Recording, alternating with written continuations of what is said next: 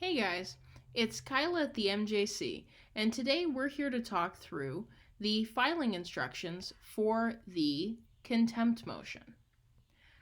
Before we get into that though, I just have two pieces of information I want to be sure and give you.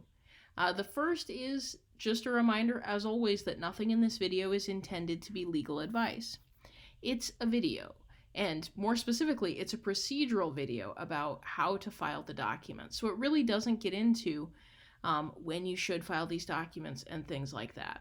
And even more than that, since it's a video, I can't analyze your specific situation.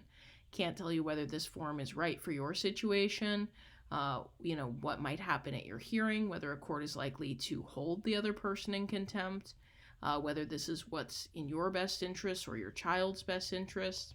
So if you have questions about those sort of things, I would recommend getting some legal advice. You can get brief legal advice here in Milwaukee County for free through the Marquette Legal Clinics. The second piece of information I'll give you is that this checklist is the filing procedures during the COVID-19 pandemic. These filing procedures are accurate as of the day I'm recording this, December 16th of 2020, but as we all know, things are changing rapidly with the pandemic. It's possible that these directions will change in the future, or if you are living in that awesome future day where we're able to be back more or less to normal, they may have changed substantially. So if you got this link from a volunteer, a student, or a volunteer student, or maybe through the Marquette Volunteer Legal Clinics, or through our website, then most likely this is the current information or substantially current still. But if you just found it on the internet, you might want to check to make sure that all of this information is still good. All right, well, with those warnings, let's go ahead and hop in to this first part. We're going to start with a little roadmap about what you need, and then we'll get into the specifics of the filing process. So first, the forms you need. For a contempt motion, you need at least two forms. The first form is this affidavit for contempt. So again, yours should be filled in, but this is just a look at the form so you know what it looks like. And then the other form that you'll need is the order to show cause for contempt. And that one looks like this. So you'll need both of those. We usually just combine them together with this one on top and this one on the bottom and treat them as one 4-page long packet. So that's those two documents there. You will notice that the affidavit does need to be signed in front of a notary. Some additional things you may need. So there are some fees associated with this. There are no fees to file the motion, which is great, but there will be fees for service because this motion does need to be served. If you plan to file through the Milwaukee County Sheriff, there is an $85 fee to serve through them. And there can be other fees for other methods of service. If you're unable to pay the sheriff's filing fee, you can fill out something called a fee waiver. And so that fee waiver form, I'll just adjust this over, looks like this, and again, should be filled out, but we're not getting into those details right now. And you'll see it needs to be notarized as well. So that fee waiver form, and also this order form that goes with the fee waiver. So if you look at that $85 fee and you say, I can't pay that, you can fill out the fee waiver and you'll get your proof of income, so a month's worth of pay stubs, or proof of public assistance to go with it. If you don't need a fee waiver, then you don't need to complete those documents. It's just if you want to. All right, so then the basic process for filing, the first thing you'll do is gather everything you need to file. The second thing you'll do is file everything at the courthouse. Third thing you'll do is get the other parent served. And last but not least, you'll attend that final hearing. So here, we're going to get into more detail about all of this stuff up here. The first thing you'll want to do is gather everything you need to file. So you can see we have a little chart down here that lists the forms that you need. So you can see this lists the two forms that I showed you before, the order to show cause and the affidavit. If you worked with the MJC, this chart may have some notes about changes that need to be made. It might say make sure you write in your social, make sure you write in your ex's address, whatever it may say. Add this, check that. So you'll want to make sure that you do any changes that are listed. You'll also want to make sure that you review everything carefully. So if you worked with us, you'll want to be looking through to make sure that things like your address are spelled right and your name is spelled right and all those sorts of things. If you didn't work with the MJC, it's still worth going through to make sure all of your forms are complete, accurate, and are reflecting what you'd like them to ask for or do. Then, once you've reviewed everything, you will want to get the affidavit notarized. So the affidavit does need to be notarized. It's a little tricky. You can either take it to the courthouse. Room 104 of the courthouse does have notaries available between 10 and 3 every weekday. But what makes that challenging is you also need some photocopies. And so, to get it, if you get it notarized in the courthouse and they aren't able to make copies at the law library, then you're looking at $1.25 a page, so it can get very expensive. But so that's one option, is go to the courthouse, get it notarized, and make copies there. The other option is you can go to many banks have notaries available. Some post offices have notaries available. Some package stores like the UPS store or mailboxes, etc., have notaries available. Basically, anywhere you can get a notary, you'll want to get that form notarized. Just a note about printing everything. So at this point, you need to sign everything, get it notarized, and make copies.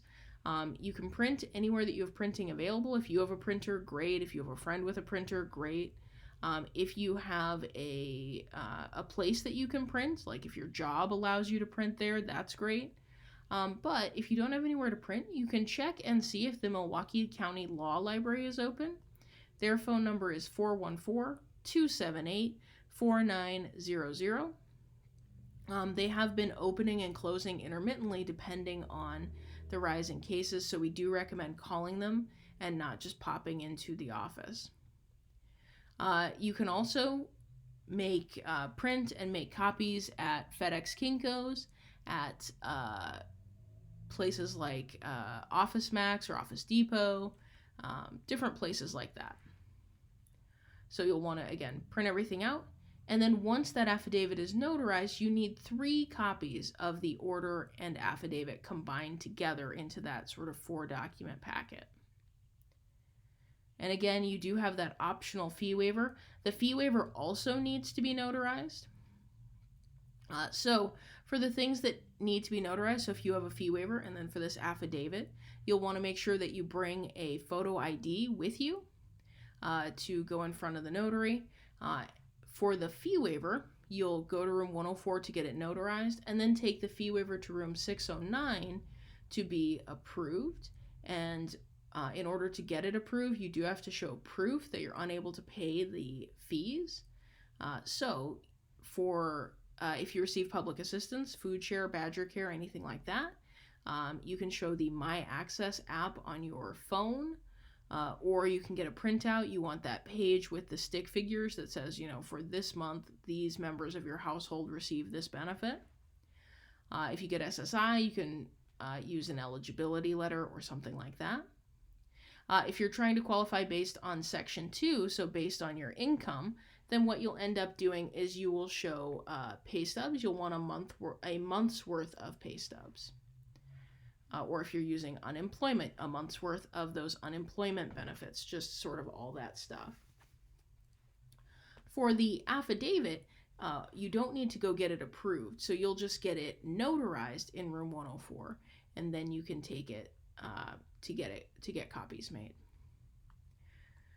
Whew, so this is the filing everything step, and I got a little ahead of myself when I was talking about notarizing, but once you have got your originals, your 3 photocopies, and your fee waiver if you're using one, that's when you're ready to go file everything at the courthouse. And again, as part of going to the courthouse, you may take your fee waiver to 104, take it up to 609 to get approved, and then come back down to 104 to waive the fees.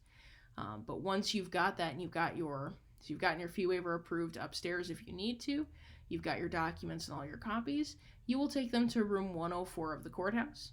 Both room 104 and room 609, for those of you who need a fee waiver, are open from 10 a.m. to 3 p.m. every weekday, and located down at 901 North 9th Street in the Milwaukee County Courthouse.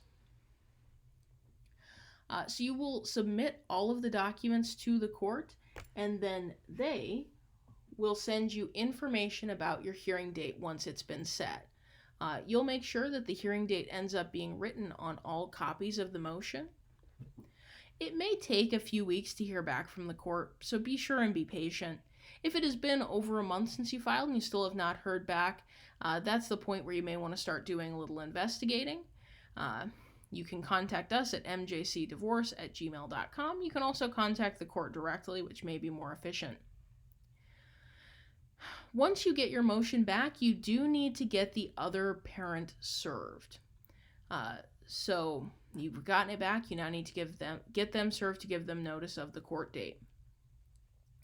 Here on our form, I'm going to go through a few situations, a few options for serving.